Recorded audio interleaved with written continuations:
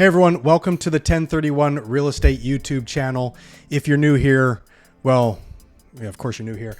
It's a new channel. Well, it's new content on our channel. Regardless, I'm Brad Pickens. I sell real estate in Silicon Valley, specifically 1031 exchanges, investment real estate, and as a consequence, or better put, as a result of that, I also do a lot of trust sales for people who have inherited properties that, were investment properties, were just their parents' property, and they want to sell and cash out to get, the heirs their money. We do those too.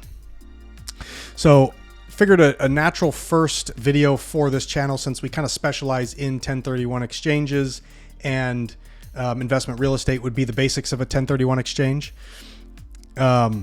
So if that's something that you've already done or already kind of know about, bear with us. We'll get into more in-depth topics on future videos, start analyzing different areas, different styles of investing. But a good first place to start is the basics of a 1031 exchange. Just a disclaimer, I'm not a tax professional. I'm not a CPA. We always recommend talking with your CPA or a tax professional prior to doing a 1031 exchange or in any investment real estate, so you understand the tax consequences or your tax liability when doing this. So we will get into a little bit of, different ways you can work your money, but I wanted to put that out there that I'm not a tax professional. Always talk with your CPA first. So first, 1031 exchange gets its name from the IRS tax code section 1031, which allows you to exchange or sell and reinvest, to sell your investment property or your income producing property and reinvest that money in another income producing property or investment property, while deferring all of your capital gains liability. So first common misconception, it's not an elimination of your capital gains liability. It is a deferral of it.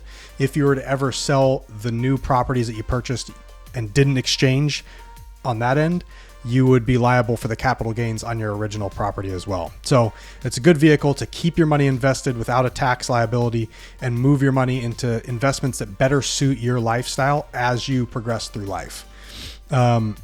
So two time frames that you have to worry about with the 1031 exchange. You have an identification period and a period to close escrow.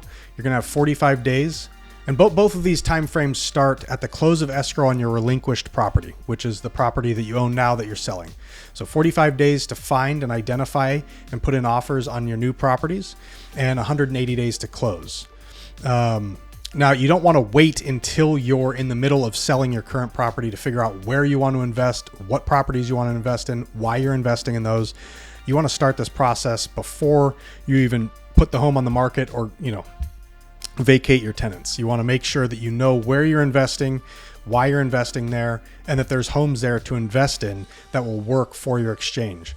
That's a very important step, in the planning of a 1031 exchange. It's one of the reasons you want to work with a real estate professional like us that specializes in 1031 exchanges, not just a regular real estate agent that, sells properties and represents buyers on properties, just to make sure you don't run up against a time crunch. There's also other avenues in 1031 exchanges to keep your money safe if you were to run into, the end of your time frames. So those two timelines are important to keep in mind. Another, basic area of a 1031 exchange that people think or have misconceptions about is how much and what kind of real estate you have to invest in. So it's not like kind. You don't have to go from a single family home to a single family home.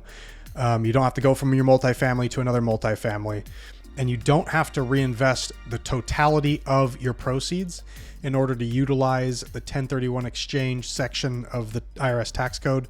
That's not true. You can pull cash out of your 1031 exchange and still defer the tax on anything you reinvest. So let's say you own $1 million piece of property now, you want to exchange, you want to pull 200,000 out, your capital gains liability would be on that 200,000. Your capital gains would be deferred, capital gains tax would be deferred on the 800,000 that you'd be reinvesting.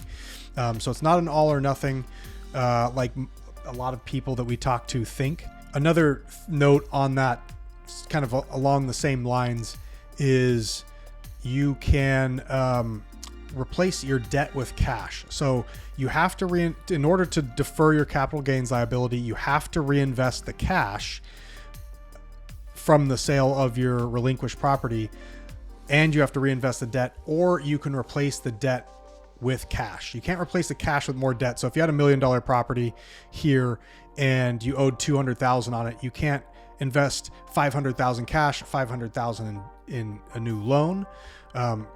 To qualify, you'd have to do 800,000 in cash, 200,000 in loan, or you can do, let's say, 900 in cash, 100 in the loan. So you can bring more cash to the closing table to offset debt, but you can't bring more debt to the closing table to offset cash. Hey, if you found that video helpful and you'd like to see future videos from us, please consider subscribing to our YouTube channel, maybe turning on that bell notification that everyone talks about on YouTube, and consider giving us a like. We're going to be putting out content on a regular basis. We just haven't figured out the schedule yet, but we'll get into more in-depth topics in the future.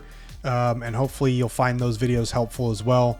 Also, we're in Silicon Valley, so if you're thinking about doing a 1031 exchange, or any investment real estate, or even any real estate sales in general, feel free to reach out to us. We'll put our contact information in the description below. And if you're not in the Bay Area or Silicon Valley and you're thinking about doing this, feel free to reach out to us as well. We have a network of agents that we work with throughout the United States that can help you with 1031 exchanges, and we'd be happy to help you plan and go through the steps of the 1031 exchange alongside those partnered agents that we have.